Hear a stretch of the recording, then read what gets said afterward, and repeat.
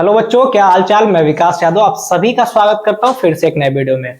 तो बच्चों आज हम लोग पढ़ने वाले हैं गॉस के नियम का जो तीसरा अनुप्रयोग है और पेपर में बहुत ही ज्यादा बार पूछा भी जाता है। इसके पहले हम लोगों ने दो अनुप्रयोग को किया। एक जो था वह था अनंत लंबाई के एक समान आवेशी सीधे तार के कारण वैद्युत क्षेत्र की तीव्रता क्या होती है। दूसरा हमारा था कि कोई अनंत समतल चादर होगा, एक समान आवेशित होगा, उसके कारण वैद्युत क्षेत्र की तीव्रता क्या होगी।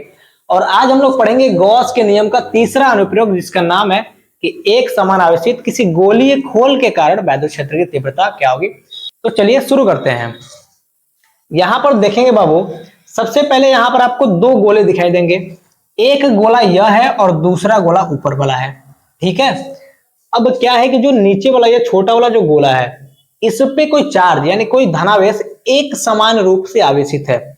मतलब क्या हुआ कि यह जो हमने आवेश को इस पे वितरित किया है वह एकदम एक समान रूप से, मतलब कहीं ज्यादा कहीं कम ऐसा नहीं है, एक समान रूप से।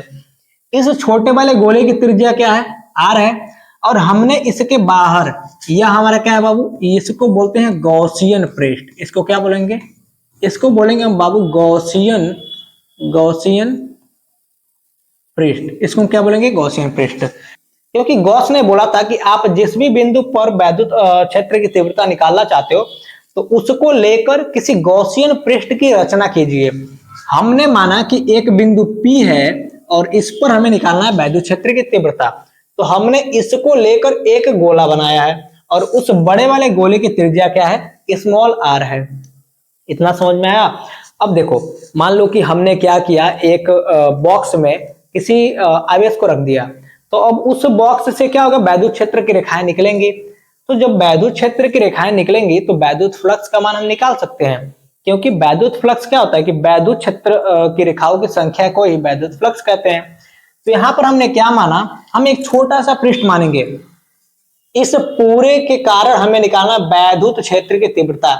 हम पूरे के कारण तो नहीं निकाल सकते क्योंकि पहले थोड़ा सा निकालना है, फिर हम थोड़ा सा करते करते ऐड कर देंगे और फिर सबके लिए निकल जाएगा। तो हम यहाँ पर एक छोटा सा पृष्ठ मानेंगे बाबू, वो छोटा सा पृष्ठ यह हो गया, ठीक है।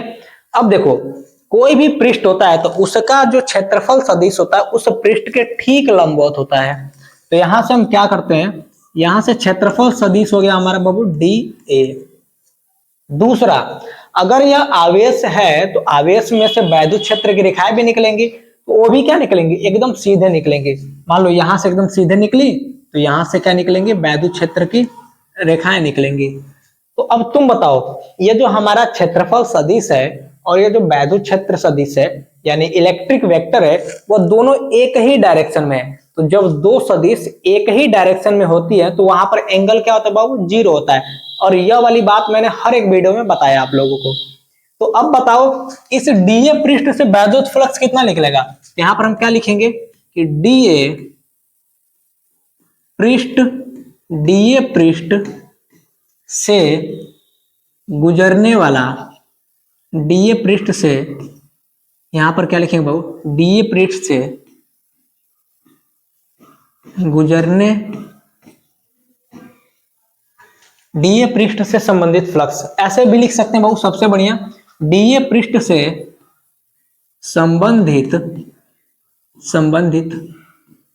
फ्लक्स क्या हो जाएगा, यहां पर हो जाएगा बाबू हमारा फ्लक्स, ठीक है। तो आप लोग बताएंगे बाबू वैद्युत फ्लक्स का फॉर्मूला क्या होता है। वैद्युत फ्लक्स का फॉर्मूला होता है डी फाई बराबर ई इंटू डी ए। तो यहां पर आप लोग क्या लिखेंगे, यहां पर लिखेंगे हम डी फाई बराबर ई इंटू डी ए। इसको डॉट भी बोलते हैं बाबू, इसको हम क्या बोलते हैं, डॉट भी बोलते हैं।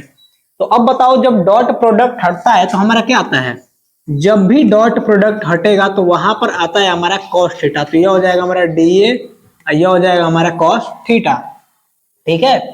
अब तुम लोग बताना, यह जो सदिश है यानी एरिया वेक्टर है इस दिशा में है और इलेक्ट्रिक वेक्टर भी इसी दिशा में, तो दोनों की दिशा क्या है, सेम है, तो एंगल क्या होगा, जीरो। तो यहाँ पर हमारा थीटा का मान कितना आ जाएगा, थीटा का मान आ जाएगा हमारा जीरो। तो यहाँ पे वैल्यू क्या होगी, डी फाई बराबर ई डी ए और यहां पर हो जाएगा कॉस 0 डिग्री।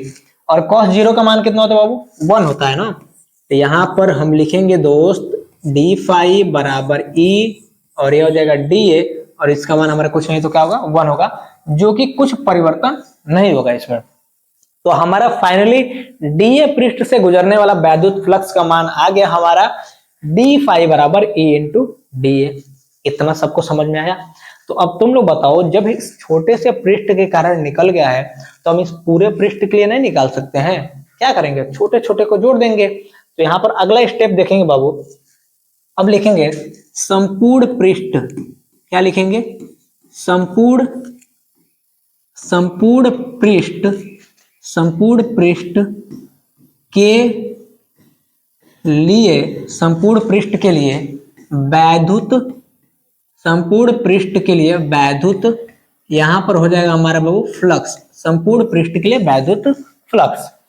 तो आप लोग क्या करोगे, देखें, छोटे से पृष्ठ के लिए वैद्युत फ्लक्स d फाई, तो संपूर्ण पृष्ठ के लिए बस फाई कर देंगे, एकदम आसान है मेरे दोस्त। ठीक है, तो यहां पर हो जाएगा हमारा फाई बराबर, यहां पर हो जाएगा E और यहां पर हो जाएगा हमारा DA। यहां पर क्या होगा बाबू, DA, E तो हमारा बाहर निकल जाएगा, तो फाई बराबर हो जाएगा E और ये हो जाएगा हमारा DA। अब तुम बताओ, वैद्युत फ्लक्स इस वाले गोले से निकल रहे थे, ये जो बड़ा वाला गोला है उससे हमारा वैद्युत फ्लक्स निकल रहा था।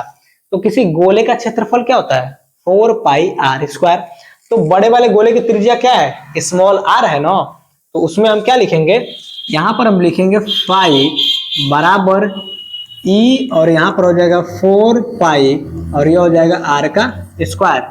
ठीक है, 4 पाई r स्क्वायर। इसको हम मानते हैं बाबू इक्वेशन नंबर 1। इतना समझ में आया? अब तुम लोग बताओ, हमें वैद्युत क्षेत्र की तीव्रता निकालनी है। हमारा फाई बराबर हो गया इतना समझ में आया? अब यहां पर क्या है, अगर मान लो गॉस के नियम का अनुप्रयोग पढ़ रहे हैं और गॉस के नियम का यूज ना करें तो कैसा लगेगा भाई? अगर मान लो जिसके बारे में पढ़ रहे हैं उसी का यूज ना करें तो गलत बात है। तो अब दूसरे नंबर पे हम क्या करेंगे, गॉस के नियम से यहां पर क्या लिखेंगे दोस्त, ए मुन्ने बताओ क्या लिखेंगे? यहां पर हम क्या लिखेंगे, गॉस लिखेंगे, गॉस के नियम से, गॉस के नियम से। इतना समझ में आया ना? तो अब आगे क्या लिखेंगे, गॉस के नियम से। हर कोई बताएगा गॉस का नियम क्या होता है, फाई बराबर Q by epsilon not, equation number 2। अब बताओ, समीकरण 1 और समीकरण 2 में एक साइड फाई फाई है और दूसरे साइड क्या है, उससे हमें क्या मतलब है? जब एक साइड बराबर हो गया तो दूसरा साइड अपने मन से बराबर होगा। बोलो बाबू सही है कि नहीं? सही है ना? तो यहां पर क्या करेंगे, समीकरण क्या लिखेंगे, समीकरण 1 तथा 2 से। इतना समझ में आया? यहां पर क्या हो जाएगा मेरे दोस्त, मेरे भाई, E 4 पाई r स्क्वायर और बराबर में हो जाएगा हमारा Q बाई एप्सिलॉन नॉट। ठीक है, E का मान निकालना था तो इसको हम किधर भेजेंगे, इधर। तो यहां पर हमारा आ जाएगा E बराबर, देखेंगे बाबू, यहां पर आएगा E बराबर 1 बाई 4 पाई एप्सिलॉन नॉट। इसको हम इधर भेजे, लेकिन 4 पाई और एप्सिलॉन नॉट को एक पास लिख लिए हैं और यहां पर हो गया हमारा बाबू Q बाई r का स्क्वायर, इक्वेशन नंबर 3। ठीक है, अब एक छोटा सा कॉन्सेप्ट आता है, बहुत ही छोटा सा कॉन्सेप्ट, पृष्ठ आवेश घनत्व। पृष्ठ आवेश घनत्व क्या होता है देखेंगे। तो यहां पर क्या हो जाएगा हमारा, पृष्ठ आवेश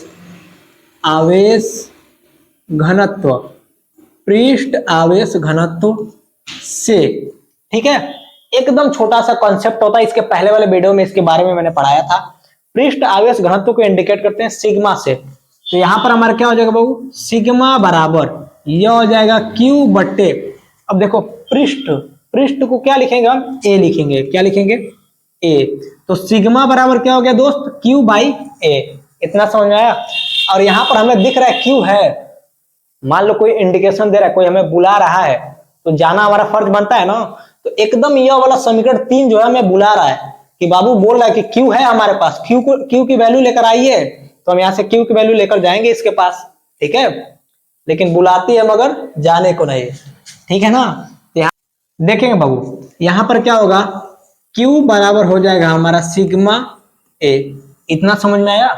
अब तुम लोग बताओ ये जो Q आवेश है, ये जो Q आवेश है यह किस वाले गोले पर वितरित है, छोटे वाले गोले पर। और छोटे वाले गोले की त्रिज्या क्या है, इस कैपिटल आर है। कोई गोला छोटा हो बड़ा हो मोटा उससे मतलब नहीं है, गोले का क्षेत्रफल होता है 4 पाई आर स्क्वायर। तो छोटे वाले गोले का क्षेत्रफल क्या हो जाएगा 4 पाई, और यह जो कैपिटल आर है इसका स्क्वायर हो जाएगा। तो यहाँ पर Q की वैल्यू क्या आ जाएगी बाबू, सिग्मा, और यह हो जाएगा 4 पाई आर का स्क्वायर। ठीक है। अब यह हमको जब बुला रहा था तो हम इसके पास जाएंगे, तो पास जाएंगे तो क्या करेगा, और मान लो किसी के पास तुम जा रहे हो और बिना गिफ्ट के जाओगे तो कहेगा देखो मुंह उठा के चला आया। भाई किसी रिश्तेदार के पास जाओगे और कुछ नहीं लेकर आएगा रसगुल्ला रसगुल्ला, तो कहेगा कि देखो आए हैं कुछ लेकर भी नहीं आए। तो हम जाएंगे तो कुछ लेकर जाएंगे। तो अगर हम इसके पास जा रहे हैं तो Q को हम लेकर जाएंगे। तो यहाँ पर E की वैल्यू क्या आएगी, मन करे तो लिख सकते हैं कि समीकरण कौन सा है 3, समीकरण 3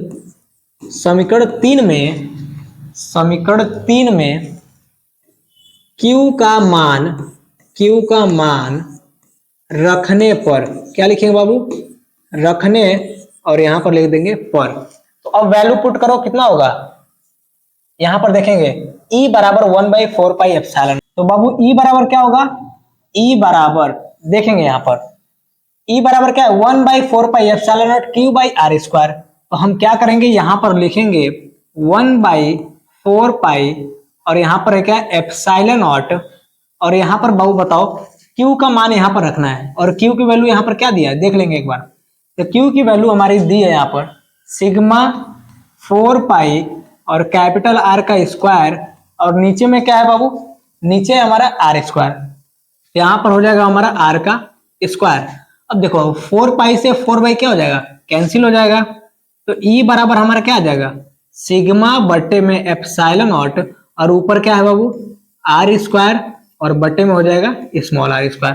तो अगर कोई भी ध्यान से देखेंगे बाबू, अगर आप लोगों से कोई भी पूछता है कि किसी अगर आप लोगों से कोई भी पूछता है कि किसी गोलीय खोल के कारण वैद्युत क्षेत्र की तीव्रता क्या होगी, तो हम बोलेंगे E बराबर sigma by epsilon nought capital R by small r square.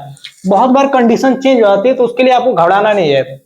यहां पर बस एक बात याद रखेंगे कि छोटे वाले गोले की त्रिज्या हमने क्या लिखा स्मॉल कैपिटल आर, और बड़े वाले गोले की त्रिज्या हमने क्या लिया आर। तो बस इतना याद रखेंगे कि ऊपर जो है ना वह छोटे वाले गोले की त्रिज्या है, और नीचे जो है वह बड़े वाले गोले की त्रिज्या है। तो आज के लिए बस इतना है बाबू, मिलते हैं आप लोगों से कल नेक्स्ट वीडियो में, ठीक है।